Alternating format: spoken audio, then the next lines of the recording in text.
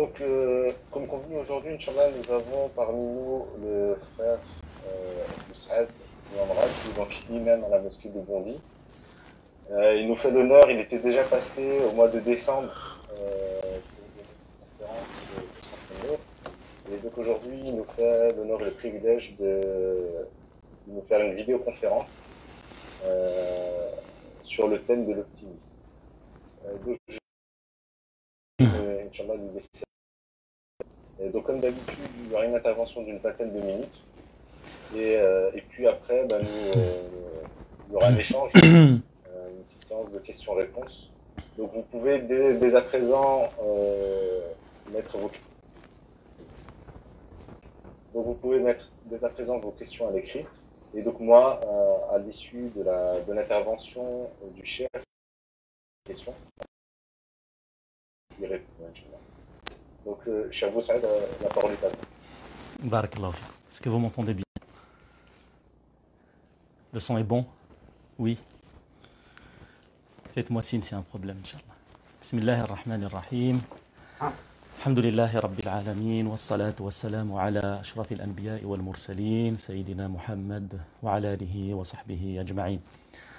وأشهد أن لا إله إلا الله وحده لا شريك له وأشهد أن محمدا عبده ورسوله وصفيه من خلقه وخليله. إخواني وأحبابي, mes frères et sœurs, Assalamu alaikum wa rahmatullahi wa barakatuh. J'implore Allah Azza wa Jalla avant de commencer cette intervention, Baraka wa ta'ala, de nous préserver toutes et tous, vous qui êtes chez vous, ainsi que vos familles, vos proches, ceux que vous aimez, et protège toute la nation, tout le monde de ce virus. Qu'Allah Azza wa Jal soit et soutienne ceux qui sont éprouvés par cette maladie, et une pensée particulière à nos soignants, à nos personnels de santé. Qu'Allah Azza wa Jal les raffermisse et leur donne le courage d'affronter cette épidémie. Amma ba'd, Allah tabaraka wa ta'ala, s'adressant au prophète sallallahu alayhi wa sallam, lui dit: nous n'avons pas descendu sur toi le Coran pour que tu sois malheureux. Taha ma anzalna alayka al-Qur'ana litashqa. La meilleure voie pour cheminer vers Allah subhanahu wa ta'ala, le meilleur chemin pour pouvoir l'adorer, pour pouvoir le remercier, pour être reconnaissant à son égard, c'est la voie de al-mahabba, c'est la voie de l'amour révérentiel. Aimer Allah subhanahu, aimer notre Créateur. Un poète disait, wa'allamana, parlant du prophète sallallahu alayhi wa sallam, wa'allamana anna al-imana wardatun in lam tusqa bima'il hubbi tadhbulu. Il nous a enseigné, notre bien-aimé sallallahu alayhi wa sallam, que la foi est une rose, est semblable à une fleur. Si cette fleur n'a pas été abreuvée par l'eau de l'amour, eh bien cette fleur, elle va faner. L'amour, al-mahabba, est le moteur de toutes nos actions. Si on prie, on doit le faire par amour. Si on fait le dhikr, si on fait des du'as, si on fait toute action, c'est par amour. Alors l'amour en ces temps difficiles doit nous pousser à l'optimisme qu'on va développer tout à l'heure. Mais avant tout, il faudrait se rappeler de l'amour que Allah tabaraka wa ta'ala a pour nous. Et subhanahu wa ta'ala nous a créés sans qu'on lui demande. Alors comment ne va-t-il pas nous préserver, ne va-t-il pas nous épargner de ces épreuves alors que nous, on lui demande, tabaraka wa ta'ala. Lui qui dit dans le Coran al-Karim, yuhibbuhum wa yuhibbuna. Il les aime, Allah parlant de son amour pour nous, il les aime et il les aime, c'est-à-dire les croyants, ils aiment Allah tabaraka wa ta'ala. Il n'est pas invraisemblable d'aimer Allah subhanahu wa ta'ala. Ce n'est pas invraisemblable car nous sommes faibles, nous sommes vulnérables, nous ne sommes rien sous la protection d'Allah subhanahu wa ta'ala, son soutien, Jalla fi'ula. Nous qui faisons des erreurs nuit et jour, nuit comme disait un savant contemporain, disait nous sommes comme les deux faces d'une lune, de la lune. La lune a une face qui est lumineuse et une face qui n'est pas lumineuse, qui est sombre. Donc cette face lumineuse traduit nos bonnes actions, les bonnes choses que nous faisons pour notre entourage, notre relation avec Allah tabaraka wa ta'ala. Et le côté sombre, ça traduit notre faiblesse, ça traduit nos excès, ça traduit les mauvaises choses que l'on fait en secret devant les gens, les mauvaises choses que l'on fait depuis un certain temps, les mauvaises choses qu'on n'arrive pas à quitter. Que Dieu soit avec nous, qu'Allah Azza wa Jal, sallallahu an yatuba alayna wa alaykum ajma'in. Allah, que celui qui est faible, celui qui a tout. Mais ce qui est incroyable, c'est que celui qui détient toutes choses, celui qui n'a besoin de personne, celui qui détient les trésors des cieux et la terre, comme nous le dit Allah dans le Coran, وَلِلَّهِ خَزَائِنُ السَّمَاوَاتِ وَالْأَرْضِ, celui qui est sublime, celui qui est riche, qui est magnifique, celui-là, dans sa grandeur, va témoigner de son amour pour des créatures aussi faibles que vous et moi. يُحِبُّهُمْ وَيُحِبُّونَ. Donc, Allah tabaraka wa ta'ala, parlant de lui, il s'identifie ou alors il se présente comme étant celui qui est doux, qui est latif, celui qui est proche, qui est qarib, celui qui est compatissant, qui est latif. Également celui qui est Rahmanun Rahimun Tabaraka wa Ta'ala. Ma asabaka min hasan. Elle vient d'Allah wa Ta'ala. Les grâces d'Allah, les faveurs, les largesses d'Allah sur nous sont si nombreuses, sont innombrables en réalité. Wa in ta'uddu ni'matallahi la tuhsuha. Si on se met, si vous vous mettez à dénombrer, à essayer de mettre un chiffre au bienfait que Allah vous a donné, vous n'allez jamais réussir à les chiffrer, nous dit Al-Qur'an al-Karim. L'amour d'Allah doit être notre moteur. Lui faire confiance également, car on doit placer notre confiance en lui. Athiqa baraka wa ta'ala. Prenons un exemple de l'amour qu'avaient les compagnons d'Allah tabaraka wa ta'ala, car ils sortaient de la pédagogie, de l'école du prophète sallallahu alayhi wa sallam. Un jour, le Nabi sallallahu alayhi wa sallam a dit à Ubay, il dit, oh Ubay, Allah me demande de te réciter le Coran. Et Ubay, étonné, heureux, dit, Ya Rasulallah, Allah a-t-il cité mon nom? Allah a-t-il parlé de moi? A-t-il dit Ubay? Et là, le Nabi sallallahu alayhi wa sallam a de dire, oui, Allah il a. Et là, Ubay s'écroula et pleura par amour pour Allah tabaraka wa ta'ala. La meilleure action qui puisse exister dans cette vie, la meilleure action sans concurrence, c'est le fait que subhanahu wa ta'ala an yattali Allah ala qalbik, que Allah azza wa jalla regarde ton cœur et qu'il ne trouve dans ce cœur, parmi les choses de ce bas monde, parmi toutes les belles choses qui puissent exister dans ce monde, mais également toutes les belles choses qui puissent exister dans le-delà, hein, l'akhira, ma la aynun ra'at wa la udhunun sami'at wa la khatara ala qalbi bashar. L'au-delà, on ne peut imaginer les bienfaits, les belles choses qui s'y trouvent. Donc la meilleure des œuvres, c'est que Allah regarde ton cœur et qu'il ne trouve dans ce dernier, parmi les belles choses de la vie d'ici-bas et de l'au-delà, aucune belle chose que le fait qu'il prenne le dessus sur l'amour d'Allah. Hubbullah ta'ala ayyuha al-ahbab doit être constant dans notre rapport avec Allah subhanahu wa ta'ala. Inni tawakkaltu ala Allahi rabbi wa rabbikum. Je place ma confiance en mon Seigneur ainsi que sur le vôtre. C'est-à-dire quelqu'un qui aime Allah Azza wa Jal et qui est persuadé que Allah il l'aime. On est convaincu de cela. Allah Azza wa Jal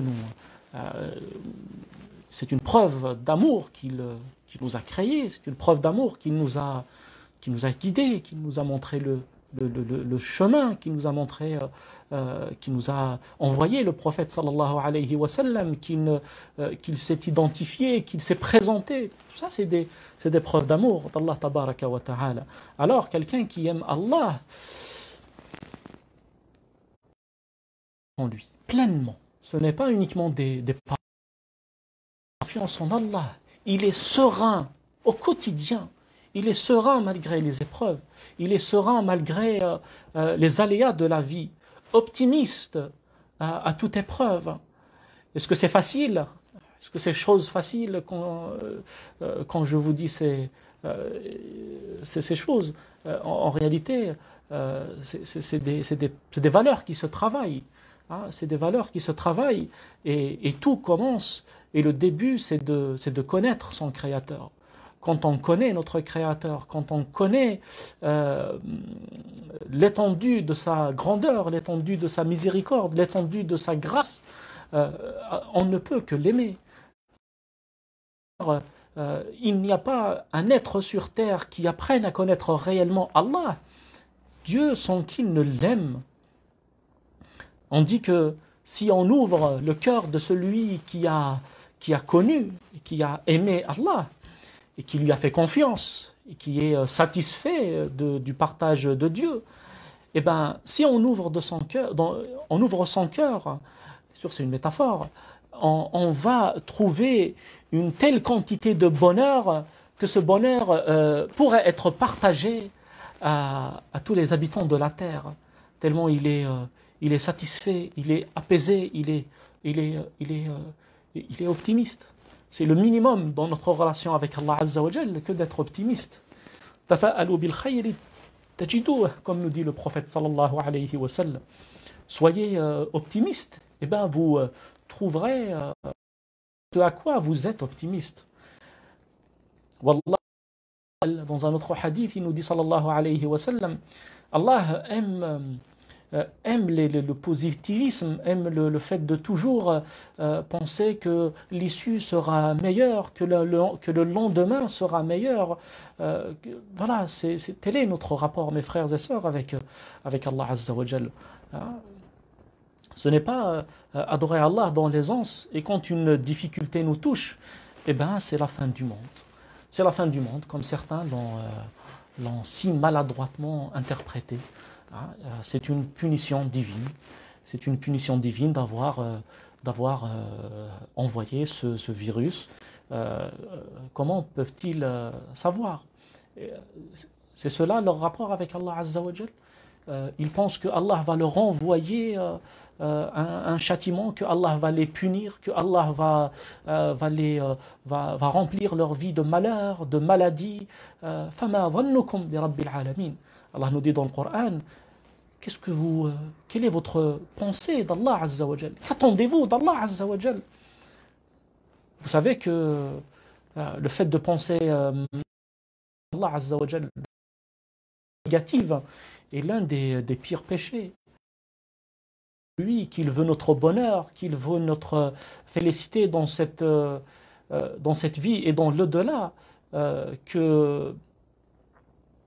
Allô? C'est marqué instable, mais apparemment ça continue. Qu'il souhaite notre bonheur. Je vous raconte ce hadith. Le prophète sallallahu alayhi wa sallam dit à il nous dit dans un hadith,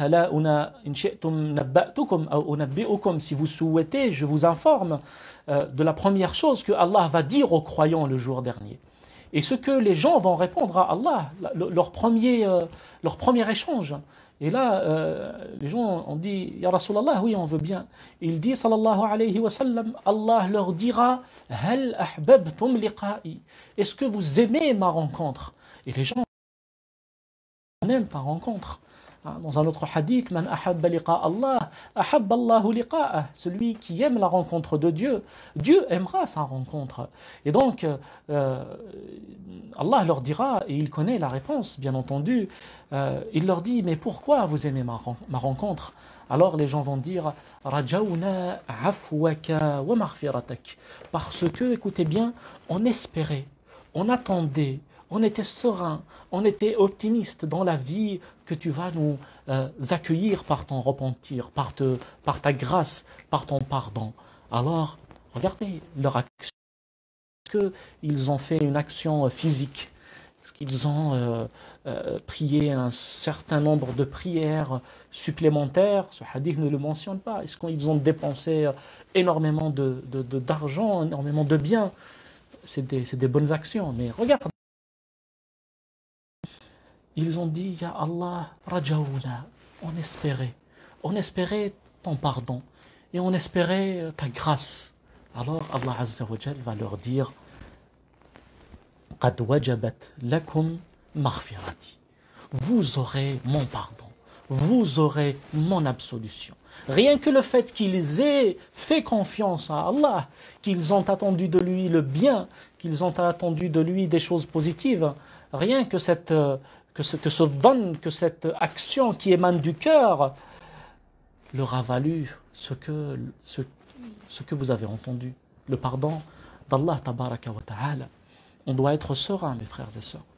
C'est en temps d'épreuve que le test est important. C'est à ce moment-là que Allah verra ceux qui sont réellement croyants, qui font réellement confiance à Allah, et de ceux qui doutent de tout. قال أحد الأخيار, un de nos pieux savants disait, لو خيرنا الله تبارك وتعالى أن نكتب مستقبلنا وحياتنا بأيدينا ما اخترنا حياة أجمل مما اختاره الله لنا. Je traduis, si jamais Allah nous donne la possibilité de choisir par nous-mêmes ce qui va nous arriver, ce qu'on va vivre dans le futur. Donc c'est à nous de choisir ce qui se passera en 2022, en 2025, quand on aura 60, 70 ans, 80 ans. Donc vous imaginez que les gens vont choisir que des choses positives, ce qui est normal. Ils vont choisir la santé permanente, une richesse inépuisable. D'ailleurs, c'est le contraire de l'essence même de la vie. Hein. Al-hayat, hiya lahun wa la'ib, wal hayatu ad-dunya mata'. La vie est impermanente, il n'y a rien qui dure dans la vie. Mais si Allah nous donne la possibilité de choisir, certains vont choisir ce qu'il y a de meilleur. Eh bien écoutez bien, ce savant disait, leur choix, ils ne pourront jamais choisir mieux que ce que Allah a choisi pour eux. Voilà. Ça c'est une parole qui émane d'une personne qui a connu réellement l'étendue de l'amour d'Allah sur nous, subhanahu wa ta'ala. Un autre disait, si on découvre comment Allah administre notre vie, comment qu'il administre notre vie, comment qu'il gère notre quotidien, le bien qu'il souhaite pour nous, eh bien, on aurait fondu par amour pour Allah tabaraka wa ta'ala.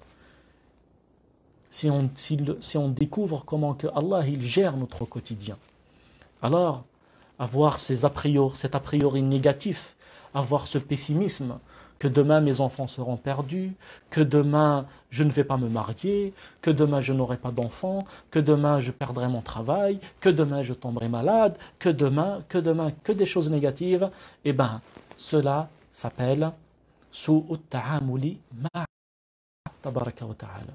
Se comporter de manière mauvaise avec Allah tabaraka wa ta'ala. Il y a un comportement avec lequel qu'on adopte avec notre prochain, mais il y a également un comportement qu'on doit avoir avec notre Créateur subhanahu wa ta'ala.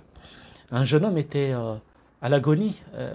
J'ai pas l'heure, vous me faites signe, Inch'Allah, si on arrive à terme du temps, je respecterai votre organisation. Un jeune homme était à l'agonie et sa mère, à son chevet, pleurait. Il lui dit oh mère, لو كان حسابي بين يديك, si c'était toi qui vas me juger, si c'est toi qui vas si c'est auprès de toi que je dois rendre des comptes, que vas-tu faire de moi? Et il lui dit, c'est tout à fait normal, venant de la mère, venant de la personne qui nous aime le plus dans cette vie. Personne ne nous aimera plus que nos mamans. Alors, cette mère dit, je vais te donner le meilleur. Je vais te donner ce que tu souhaites, te préserver de ce que tu redoutes. Alors, le jeune homme dit à sa mère, Arhamu bi minki. Allah est certes plus miséricordieux à mon égard que toi-même. Donc, inutile d'être triste. Comme je disais à certains de mes étudiants qui sont je leur dis, quand ils parlent de la mort, parce qu'à cet âge-là, ils commencent à parler de la mort. D'ailleurs, à un moment, c'est une obsession. Ils ne pensent pas à la mort.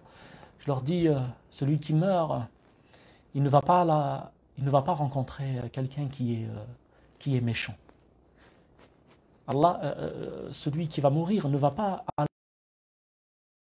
subhanahu wa ta'ala, pour simplifier les choses. Allah tabaraka wa ta'ala, arhamur rahimin, arhamu bina min walidina wa ummahatina wa nasi ajma'in. Il n'y a personne sur cette terre qui peut nous couvrir d'un amour égal à celui d'Allah tabaraka wa ta'ala. C'est pour cela que l'optimisme doit être l'état d'esprit qui accompagne en permanence le croyant, qui accompagne en permanence le musulman. Le pessimisme est un signe qu'on n'a pas saisi la profondeur de l'épreuve, qu'on ne connaît pas réellement l'étendue de la grâce d'Allah, qu'on ignore qui est notre Créateur, tout simplement. Quelqu'un qui est optimiste, qui est pessimiste, il est dans ces situations-là. Et bien entendu, al-jahlu laysa bi'aybin in kana sahibuhu arada at-ta'alluma. L'ignorance n'est pas un défaut lorsqu'on souhaite apprendre, lorsqu'on souhaite changer, lorsqu'on souhaite s'améliorer, se réformer. C'est pour cela qu'en ces temps d'épreuve, il faut renouveler cette relation avec Allah et être ferme devant ce qui nous entoure. Je terminerai peut-être avec ce hadith qui nous donne un aperçu de la miséricorde et de l'amour. Nabi sallallahu alayhi wa sallam dit mi'ata rahma. Allah, gloire à lui, a 100 miséricordes. Il a fait descendre dans cette vie une seule de ces miséricordes. Donc avec cette seule miséricorde, la terre, cette seule miséricorde régit la terre. Ça veut dire que l'amour qu'on a envers nos épouses, notre épouse plutôt, nos parents, nos enfants, cet amour qui est partagé depuis la création d'Adam jusqu'à la fin des temps. Cet amour qui est également partagé par les bêtes, par les animaux, par les insectes, par toutes les créatures. Donc cette seule miséricorde est partagée par tous les êtres vivants. Une seule miséricorde. Donc c'est cette miséricorde qui va empêcher les gens de se faire du mal, les gens normaux. Et donc, Al-Nabi sallallahu alayhi wa sallam nous dit, Allah a gardé 99 de miséricorde. Donc vous voyez, d'une seule miséricorde qui a rempli les cieux et la terre. Donc, que Allah Azza wa Jalla a gardé, il dit sallallahu alayhi wa sallam, liyarhama bihi ibadahu yawma. pour que Allah tabaraka wa ta'ala parle le jour dernier. هذه سعة رحمة الله تبارك. D'autres hadiths nous parlent de cette miséricorde, de cette bonté que Allah a pour nous, subhanahu wa ta'ala. Je me rappelle de parce que le Nabi sallallahu alayhi wa sallam disait يُؤْتَى بِالْعَبْدِ يَوْمَ الْقِيَامَةِ فَيَضَعُ اللَّهُ عَلَيْهِ كَنَفَهُ وَسِتْرَهُ. On ramènera quelqu'un le jour dernier et Allah va le couvrir, va le mettre à l'abri des gens, des regards des gens, va juger. Alors Allah Azza wa Jal va lui dire reconnais-tu tel péché que tu as fait tel jour, à tel endroit, avec telle personne? Est-ce que ce péché est vrai? Est-ce que c'est vrai que tu l'as fait? Et l'homme ou la femme de reconnaître ce qu'il a fait. Et donc Allah va lui demander à chaque fois, va lui poser des questions sur chacun des mauvaises actions qu'il a pu faire. Et l'homme à chaque fois de dire que c'est vrai. On ne peut nier. Et donc imaginez l'état d'esprit de cette personne qui entend de telles vérités de la part d'Allah Azza wa Jal. Et donc là, il se dit, c'est bon, je suis fini, on va me punir, on va me châtier.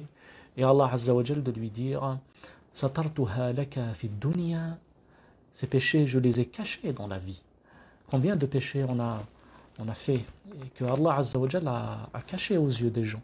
Personne n'a su qu'on a fait cette mauvaise action.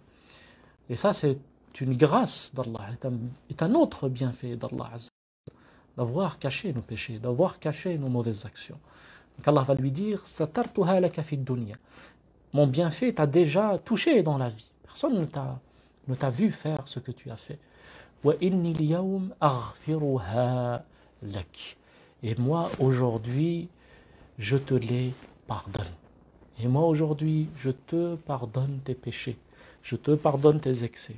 Je te pardonne et tu vas aller au paradis. Donc, ayyuha al-ahbab, le mot de la fin, c'est que être triste, avoir peur, être pessimiste, plus grave encore, se dire pourquoi, contester ce qui nous arrive. Si c'est le mot de la fin, j'aurais dit que toutes ces choses ne vont rien changer à l'épreuve. Le fait d'être triste, le fait de crier, le fait de pleurer, le fait d'être pessimiste ne changeront rien à l'épreuve. L'épreuve va avoir lieu. Hein? Allah, s'il a décidé que quelqu'un d'entre nous sera éprouvé par cette maladie, qu'Allah nous préserve tous et toutes, eh bien on sera éprouvé. Bien sûr, il faut toujours demander que Allah nous préserve. Hein? Le Nabi sallallahu alayhi wa sallam disait Dunya wa din, le prophète sallallahu alayhi wa sallam recherchait refuge. Et c'est la sunna. La sunna, c'est de ne pas souhaiter la maladie, de ne pas souhaiter. Mais si l'épreuve nous touche, eh ben, ça ne va qu'empirer. Le pessimisme, la tristesse, de tomber, ne vont qu'aggraver notre épreuve.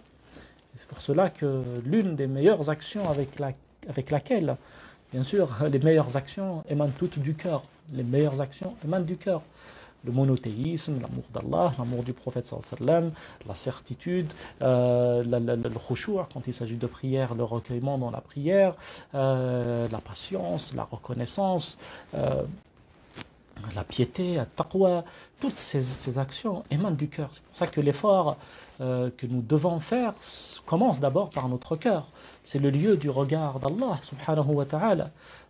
C'est ce qui va nous être utile le jour dernier. يَوْمَ لَا يَنْفَعُ مَالٌ وَلَا بَنُونَ إِلَّا مَنْ أَتَى اللَّهَ بِقَلْبٍ سَلِيمٍ. Le jour où ni les enfants ni ni les biens ne seront d'aucune utilité, sauf celui qui vient à Allah avec un cœur saint. Et la meilleure des actions qui émanent de ce cœur, c'est ar-rida, être satisfait de ce qui nous touche, être satisfait de ce qui nous arrive. C'est-à-dire, bien sûr, cela ne va pas...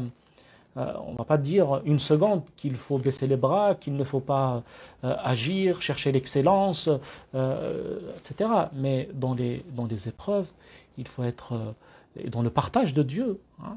Certains sont insatisfaits de tout. Sont insatisfaits de leur emploi, sont insatisfaits de leur situation familiale, sont insatisfaits de leur voiture, de leur maison, de tout leur... Mais quand on scrute leur vie, on trouve qu'ils sont meilleurs que qui habitent sur Terre. Et, donc, Ar-Rida, hein, comme disait l'un de nos savants, Su'ilat as-sa'ada ayna anti. On demande au bonheur, où est-ce que tu es? Il dit, je suis dans le cœur de ceux qui sont satisfaits. Nas'alullah azza wa jalla an yaj'alana min ar-radin wa من المتفائلين ونجعلنا من الذين يظنون فيه ظن الخير أن يحفظنا وأن يسترنا في الدنيا وأن يبعد عن وأن يجعلنا من عباده الصابرين الشاكرين الذاكرين من عباده الصالحين المتقين وأن يحفظنا وأن يرزقنا عنده جنته ومغفرته وعفوه الذي قال فما ظنكم برب العالمين اللهم ظننا بك أن تحفظنا في الدنيا وأن تغفر لنا وترحمنا في الآخرة وآخر دعوانا الحمد لله رب العالمين سبحان ربك رب العزة عما يصفون وسلام على المرسلين والحمد لله رب العالمين بارك الله فيكم. Donc nous allons prendre les questions. Quelques soucis au niveau du réseau. Il y a eu beaucoup de coupures apparemment. Je vous demande peut-être pour les questions, si vraiment ça vous convient encore assez clé, je vous demanderai peut-être de couper la canne pour voir si ça réglera un peu le problème. Parce que c'est vrai que la bande passante, elle est quand même un peu faible, donc je vais vous me dire. Du coup, pour la première question, première question, peut-être qu'on ait peur du corona ou peur de la mort, de ne pas s'appliquer. Est-ce que c'est un signe de confiance en Allah Azza wa Jalla?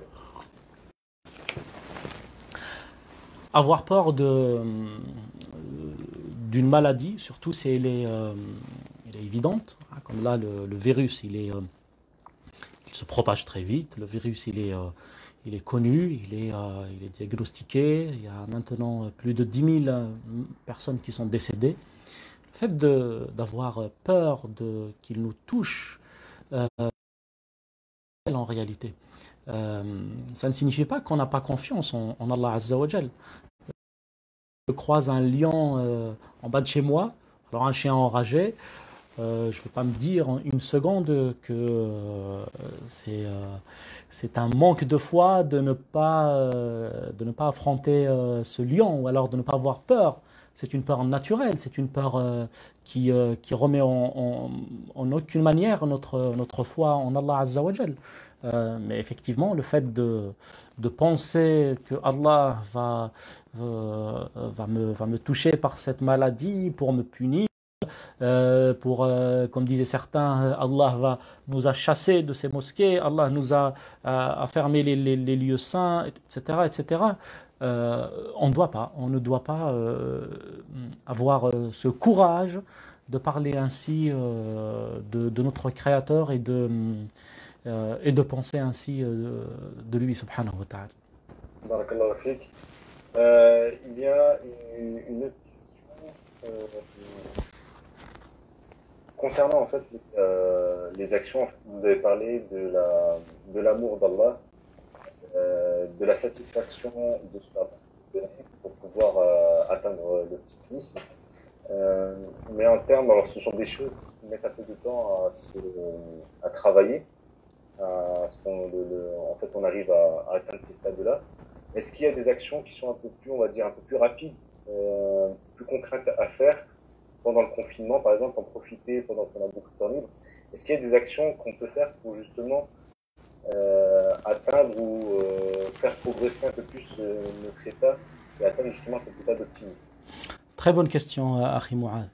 Il n'y a pas meilleure action que le dhikr d'Allah Tabarak.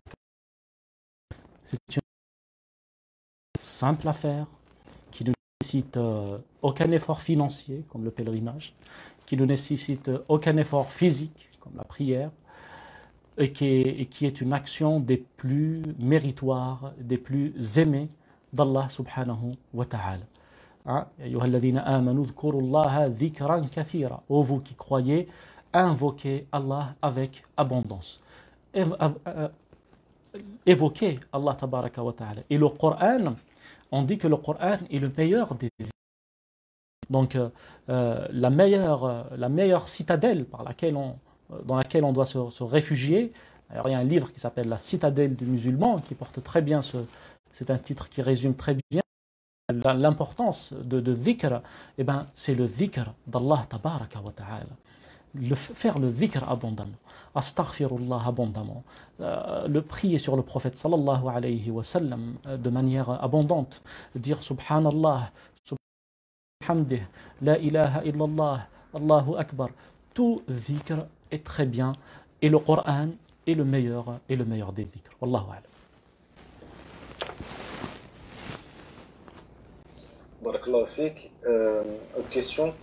Vous avez abordé le sujet de la patience face à l'épreuve, notamment des épreuves assez douloureuses que beaucoup de nos frères et sœurs côtoient de nos jours, notamment la mort de proches.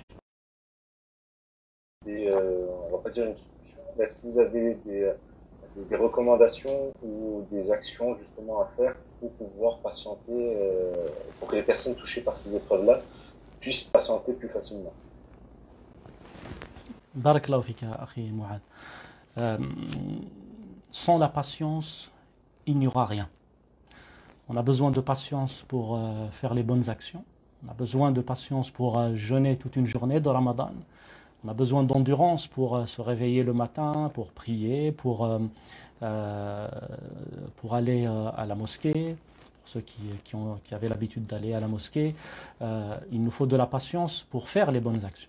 Comme la patience est nécessaire pour éviter les mauvaises actions.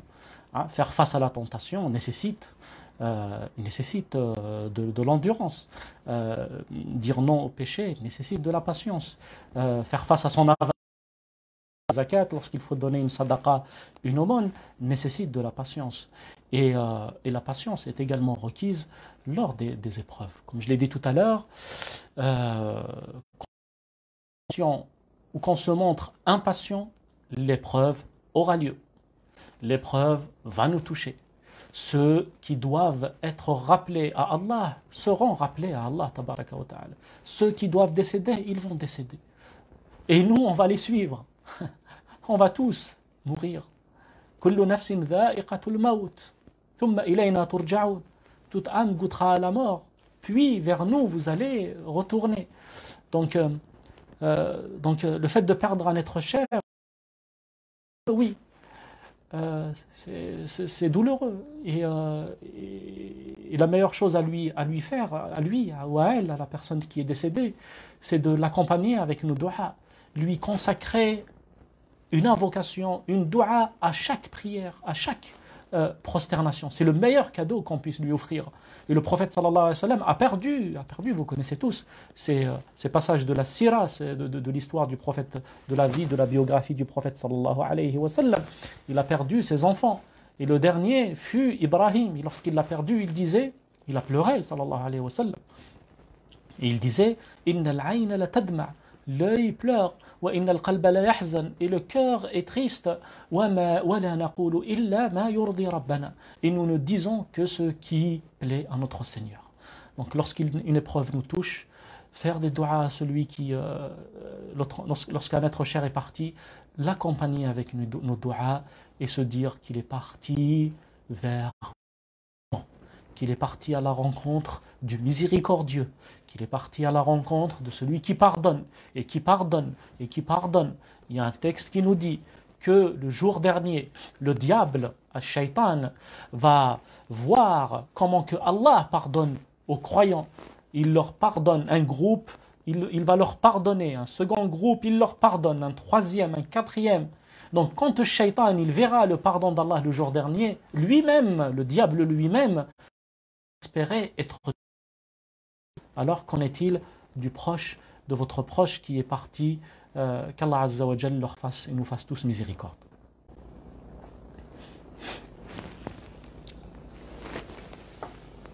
Barakallah. Donc il n'y a plus de questions, on va s'arrêter là, Inch'Allah. Cher Boussaïd, si vous pouvez mettre la webcam. Profite de votre visage avant de... Barakallahu fikoum, très belle initiative. Je salue chaleureusement nos frères et sœurs de Mulhouse, de Saint-Louis, que j'ai eu également l'occasion de visiter. Et Inch'Allah, après cette épreuve, on va se retrouver, Inch'Allah. Et patience, patience. Faites beaucoup de dhikr, beaucoup de dua. Et profitez pleinement de ce temps libre qui vous est offert pour vous rapprocher d'Allah Azza wa Jal, pour vous rapprocher de votre et de faire le bien. Aujourd'hui, on va œuvrer et demain on sera récompensé, Inch'Allah. Barakallahu fikum.